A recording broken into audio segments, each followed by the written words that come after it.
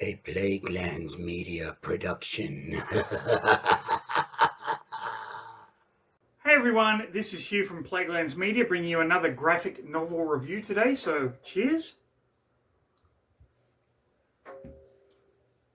Now, I've already reviewed volumes 1, 2 and 3 in the Preacher series, so today I am bringing you volume 4, American History. Now, what is unusual about this graphic novel is that it doesn't actually follow Jesse, Custer, Tulip, and Cassidy.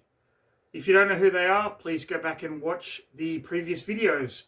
This is a collection of some Preacher miniseries that were released. The first one being The Saint of Killers. The second one being The Story of You Know Who, Arseface. And the third being The Good Old Boys, which follows Jody and TC. The Saint of Killers was introduced in the first story arc, as was the character of Arseface.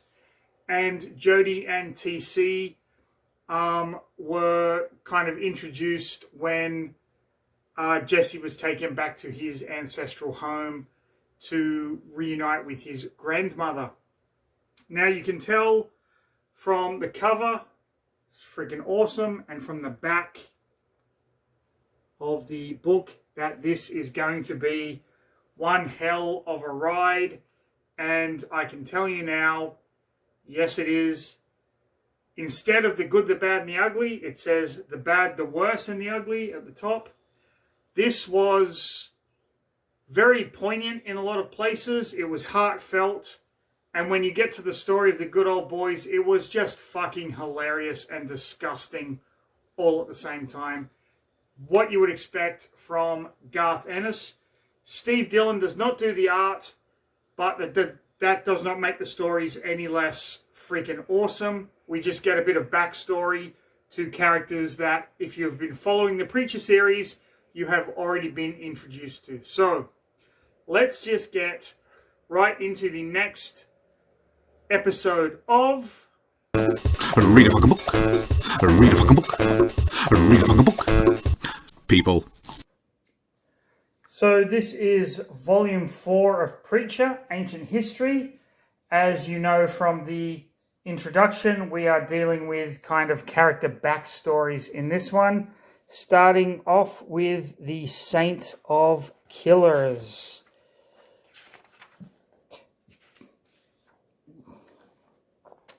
So we start with a guy talking to like a hitman and giving him the origin story of the Saint of Killers, that there was this gunman in the Wild West that would just go around kind of slaughtering everyone. If you want to be a hitman, you need to know this kind of stuff. And we see the Saint of Killers as a mortal man. Now he is traveling to get medicine because his daughter is sick.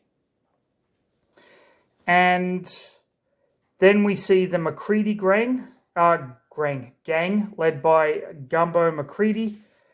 And the gunman has taken refuge with this wagon train. And they give him food and they send him off to the nearest town. He gets to the town. The doctor is drunk, says, come back in the morning. So the gunman kind of stays there just pondering about the state of his child and his wife. The next day he goes to see the doctor.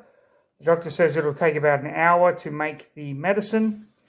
So he goes to the local saloon, and McCready and his gang are there, and one of McCready's gang kind of goes up and starts giving him shit, and he ends up blowing him through the head.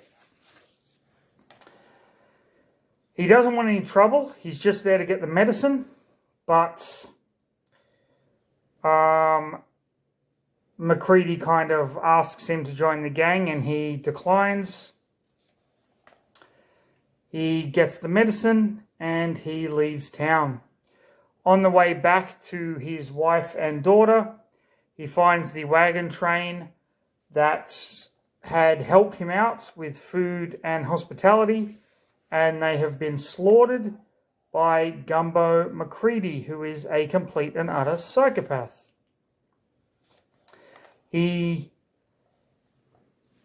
gets into a firefight with them, and in doing so, they've kind of slowed him down a little bit, and they end up fleeing, but he continues on with his journey, and because of that, he gets home too late with the medicine, and his wife and his daughter have passed away, for which he blames Gumbo McCready, of course.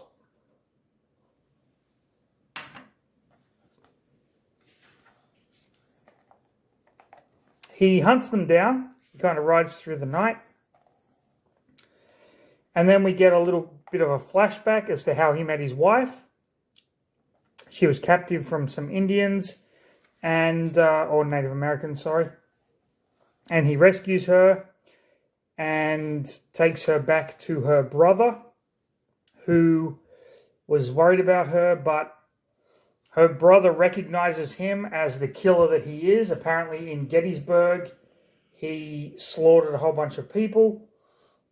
And he basically gives him shit, even though he saved his sister's life. And the sister was like, you know what? Fuck you, bro. I'm going with the tough guy. And she does. She rides off with him. And they start a family together. And she gives birth to a daughter. And for once in his life, he is actually happy. He, although he's evil and he recognizes there's evil in him, this is the first time he's actually done something good. He buries his wife and daughter and then goes off in search of McCready. He meets this other traveler who says McCready is out to kill you because you killed a few of his guys. So he goes back to the town. McCready's in the town where he just came from to get the medicine. McCready's gang member, the doctor, the preacher, is still there. And the gunman bursts in and just starts fucking kicking ass and taking names, so to speak. And he's just killing everyone, taking them all out. And eventually he runs out of bullets, which gives the preacher a chance to smack him in the head with a shovel. McCready kicks him, so he's down, and then McCready shoves the shovel straight through his chest, killing him.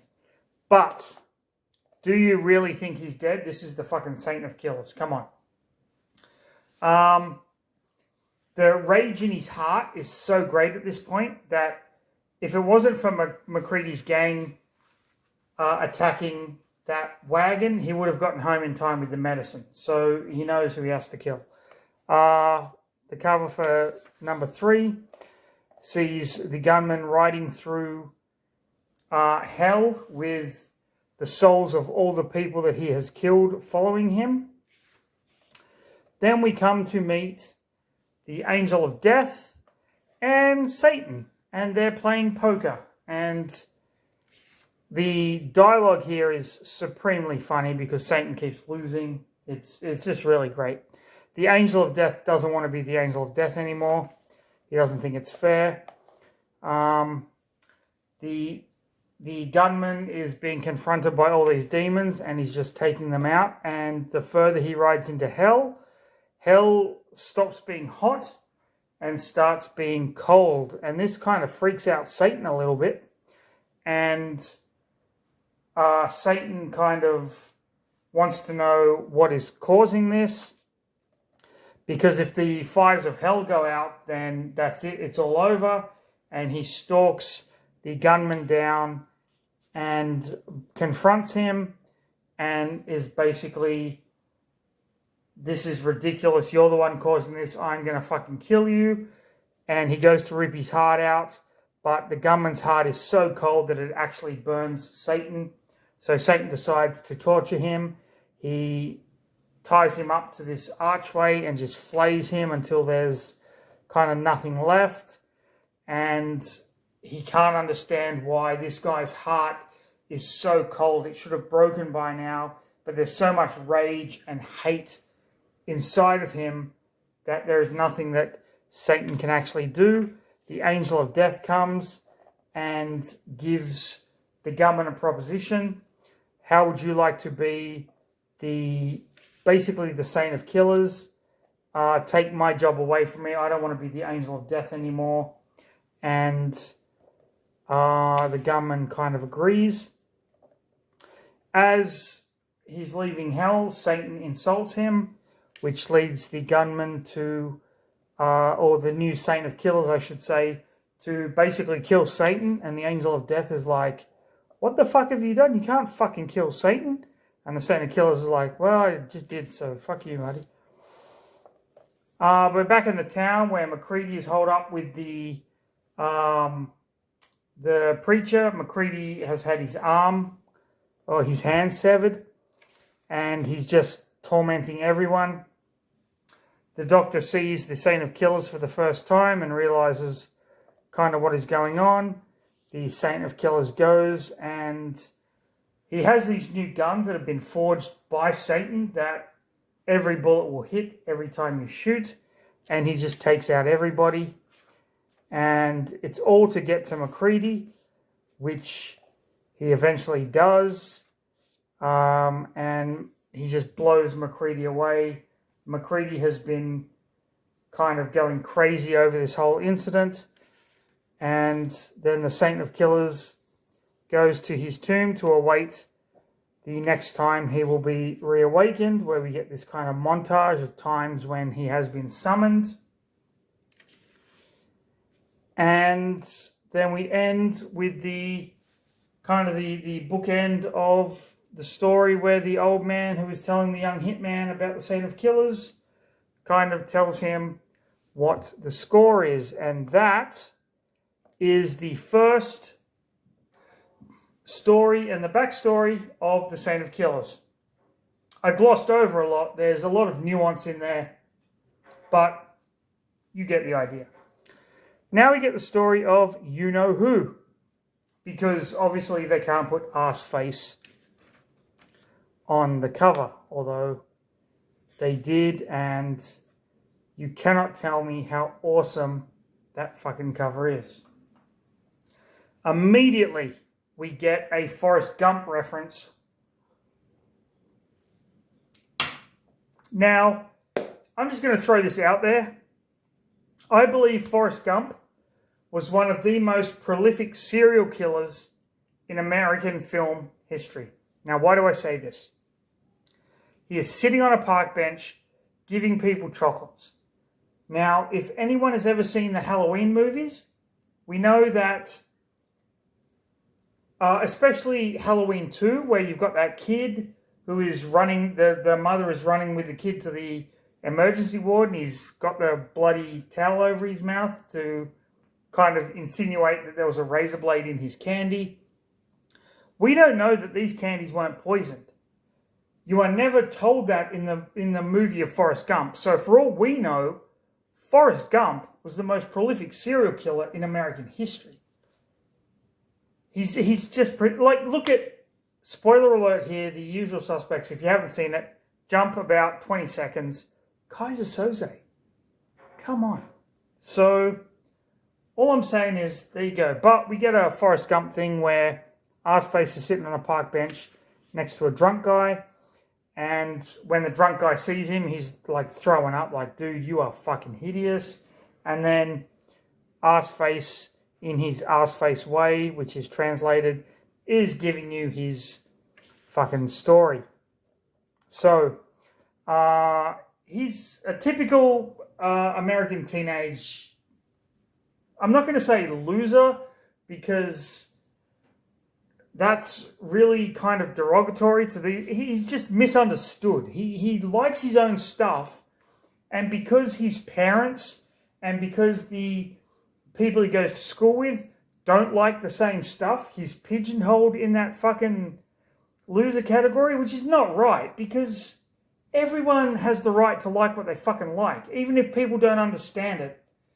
It's fucking crazy to me, but I'm actually looking at this through the fucking lens of hindsight, because the shit that I liked when I was in high school, I know a lot of people saw as fucking stupid and nerdy and whatever, and that's perfectly fine. You've got every right to believe that. But this kid, you know, the music he likes, the stuff he likes, he's basically shit on. And it doesn't help that his father is the sheriff of the town. His mother's an alcoholic. His father's an asshole. And when he goes to school, he's constantly beaten up by the fucking jocks. So immediately you kind of get an idea of who this kid is. I mean, it's stereotyping to the worst degree, but at the same time, in the context of the story, it kind of fits. So you can't look at this as, oh, they're just doing like the jocks and the nerds, or the jocks and the goths, or whatever. Because everyone is different. And we all went through this at high school. Like, you like what you like, and people like what they like, and maybe you hate what they like and they hate what you like. And we all go through this. And it's not until we reach adulthood where we realize no one really fucking cares. It doesn't fucking matter what you like. It doesn't matter what music you listen to. It doesn't matter what movies you enjoy. None of this shit fucking matters. But in high school, thank you, Dawson's Creek, everything seems to fucking matter. Dawson's Creek was the show that made a generation, or my generation, realize that every decision you made in high school fucking mattered. Bullshit. But that's besides the point. I'm just getting way off track here. So he's in class and he's kind of looking at a girl. The teacher calls him out and the girl's like, you fucking creepy ass bastard. And he meets up with his friend. He nicknames Pube. And Pube's a little older than he is, but they're still friends because they kind of like the same stuff. He goes home and his father's pissed off because his teacher was in the same cafe and told him that he was perving on this girl. And his dad just beats the crap out of him like he does all the time. He and Pube get kind of wasted one night. And he goes home and he sees his dad drunk in the backyard just firing his fucking shotgun off into the air. So they are at this kind of porn store, and then as he leaves, he sees the girl that he was looking at, and he kind of apologizes, like, listen, I wasn't looking at you, I was looking at this, and the teacher said this, and she kind of understands. But then Pube comes along and blows his whole game, and she's like, you fucking sick perverts. And so they kind of go on their way. Then at church, his mother is talking to the pastor and kind of explaining what's going on, and the pastor is trying to give her advice and whatnot, but she still goes back to the liquor store and gets another bottle. So him and Pube are out kind of drinking. This dog is barking, and Pube is like, dude, this dog is pissing me off. Go get your father's gun. He's like, what the fuck are you talking about? And he gets home, and his father kind of gives him the third degree.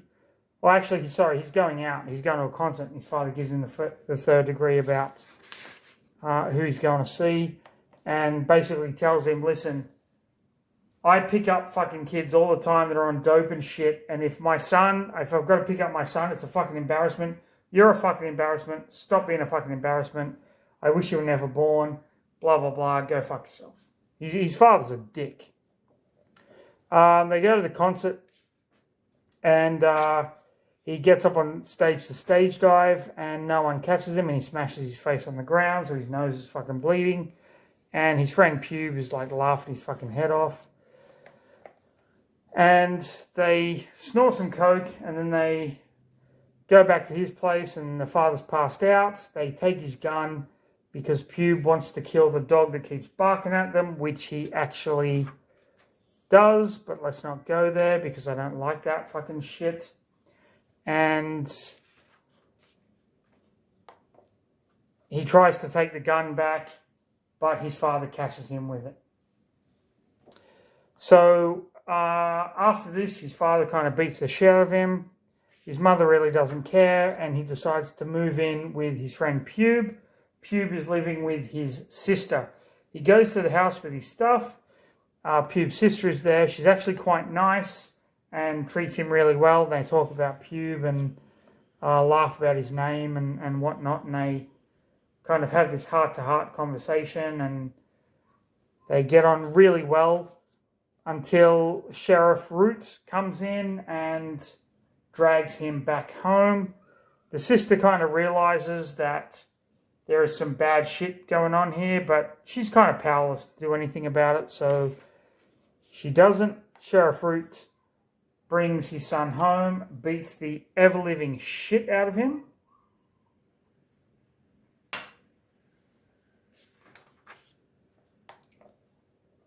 And it's at that point that he discovers that their favorite singer, Kurt Cobain, has taken his own life. So this is set around the time that the lead singer of Nirvana had actually killed himself, and that was a major influence on these two. So they decide we should do it as well. He fucking did it. We've got nothing to live for. There's nothing going on. They run into the fucking bullies. The bullies beat the shit out of them.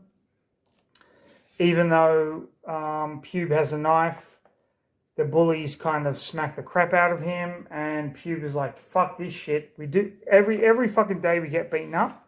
So let's do it. Let's end it. And they get his father's gun, and Pube kind of gets drunk and ends it. And then the main guy takes it, puts it under his chin, but he wakes up in the hospital, and next to him is Pube's sister. Pube's sister asks why he did it, and he says nobody cares, or he writes down nobody cares, and she flips the fuck out. She's like, no, you didn't fucking care. Fuck you. And she stomps out, and he realizes exactly what he'd done. We find out that his mother has left his father, left him a note, and his father kind of starts hitting the bottle and wasn't even there to pick him up when he was discharged from the hospital. And then we go back to the park bench, and the drunk guy's like, dude, I didn't understand a fucking word you just said. That whole story, didn't understand a fucking word you said. And then Arseface pulls a fucking gun out of his bag, and he's like, I'm going to find the man that killed my father. Now, the man that killed his father was Jesse Custer, preacher. And the way he did it was by telling Sheriff Root to go fuck himself. So Sheriff Root cut his dick off and shoved it up his own butt. And then he ended up blowing his own brains out in an ambulance. So that is the origin story of Arseface. Now, I'm just going to pause the video here for a second, because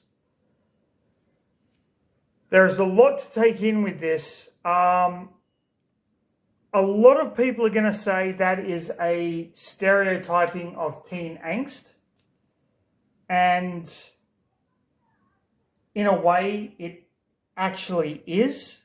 But when you read these characters, like I'm giving you this fucking over-the-top, like quick fire version of the fucking story. But when you read the dialogue and when you understand what they're going through, this is actually a really fucking poignant, deep story that doesn't leave you feeling good at the end of it. It really doesn't. You're like, oh, the story of Arseface, your face like an ass.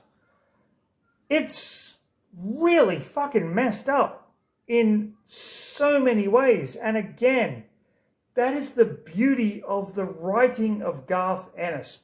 He can write the most fucked up shit, but there's a point to it. There is an actual point to it. It's not like fucked up for the sake of fucked up, like some of the stuff that I've read and reviewed on this channel.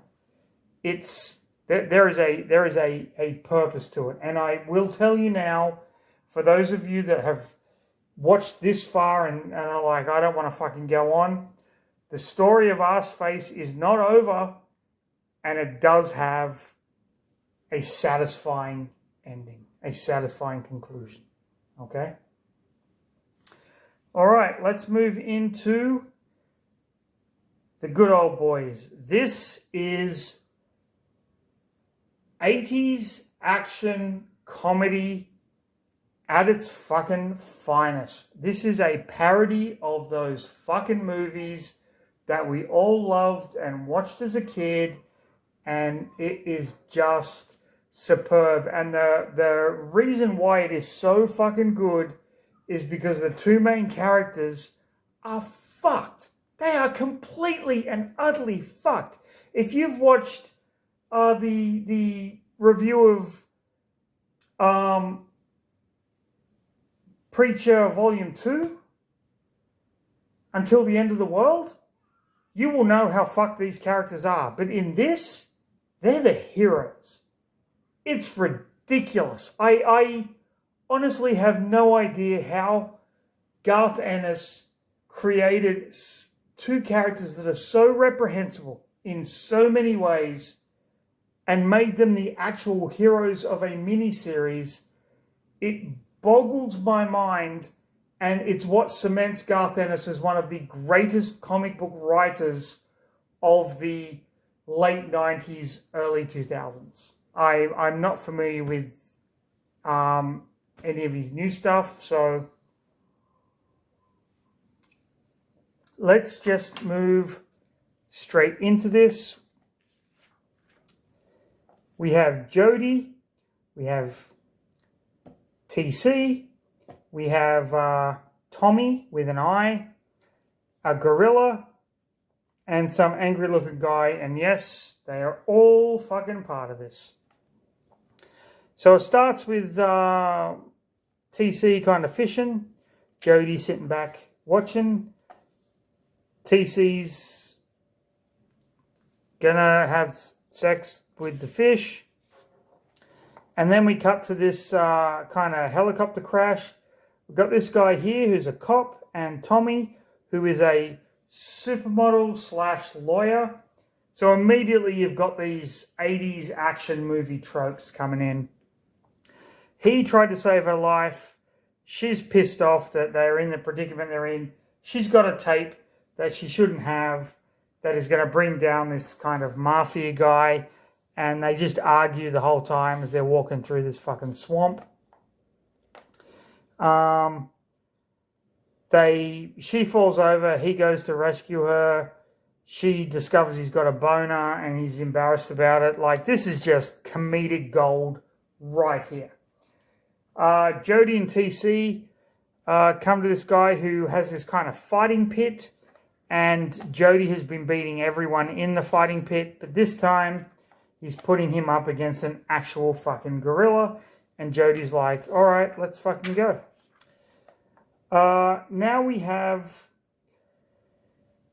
Oh my God. This fucking name. Saddam Hopper. He is the big bad who has this incriminating tape is out there, which Tommy has. And he wants to go find it. So he sends his militia out into the swamp to get the tape back. Jody fights the gorilla and ends up basically beating it to death. Don't condone that. But he wins and Jody and TC get the money. Tommy and the cop are going through the swamp. They're under attack by this militia that has kind of found them, and they're about to take them prisoner.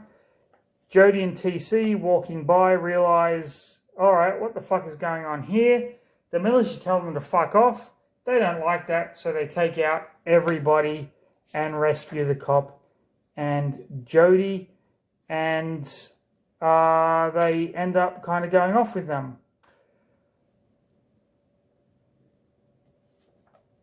Jody runs one way. The cop is like, what the fuck? TC captures her. The cop is like, wait, trips over, smacks his head, and they're kind of protecting them from the militia, so to speak. Saddam Hopper is kind of pissed off. Tommy is thankful to Jody and TC. The cop is kind of pissed off about it. And there's like a pissing contest through this whole thing where the cop thinks he's better than Jody, and Jody's like, you don't know what the fuck you're talking about. So they make camp for the night. Tommy talks to TC, and TC tells them, well, we work for this elderly woman who pays us good and blah, blah, blah. Which we all know is Jesse's grandmother from Until the End of the World. And the cop keeps kind of saying to Tommy, hey, I'm going for a walk. Do you want to go for a walk? I'm going for a walk. Do you want to go for a walk? And eventually she goes for a walk with the cop, and the cop can't actually get it up. So Tommy's like, whatever. And he's all fucking embarrassed. And he gets back to the camp. He's like, what the fuck is going on? And his dog actually prefers the company of TC to him, which is hilarious because we know that TC in previous comics has slept with animals. They decide to continue on. Saddam Hopper has come here to track him down personally. Jody and TC start hunting down his men, and they're protecting the cop and Tommy, but Saddam Hopper has his like RPGs and shit. But you see TC is kind of taking him out, and Jody kind of takes him out as well and just does their thing pretty much. But ultimately the cop and Tommy are captured while Jody and TC remain safe. The cop is having his pubes burnt off by Saddam Hopper with a knife, like a firing knife, and he's not going to give anything away. He discovers that Tommy slept with Jody that night because he couldn't get it up, so he's pissed off about that. And Jody and TC come in and end up pretty much killing everyone, ripping guys' heads off and whatnot. And when the cop kind of challenges him, they tie him up and leave him to be eaten by crocodiles while Tommy goes off with them. It's found out that the tape was lost after she had sex with Jody, so she doesn't actually have the tape on her anymore, so the whole thing's a moot point. And the crocodiles end up eating the cop as the woman goes off with Jody and TC. And that is The Good Old Boys, which was an absolutely hilarious read, but you would really only find it funny if you've read the Preacher comics that had those characters in it, and you've seen 80s action movies where this is just ripping on the fact that the hero saves the girl and they immediately fall in love. It's freaking hilarious, the fact that in this case, the guy falls in love with the girl, the cop falls in love with Tommy, and she's like, I don't even like you, dude. You fucking suck. It's so good. That was Preacher, Ancient History. This is volume 4. You can bet volume 5 is coming. And Dixie Fried, I believe. So it's set down in New Orleans, and it's going to be freaking as hilarious as the rest of them.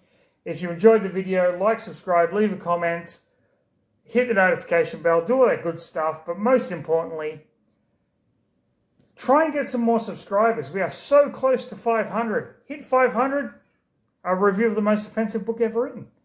But more importantly than that, go out there at some point this week, and I urge you to read a fucking book, people.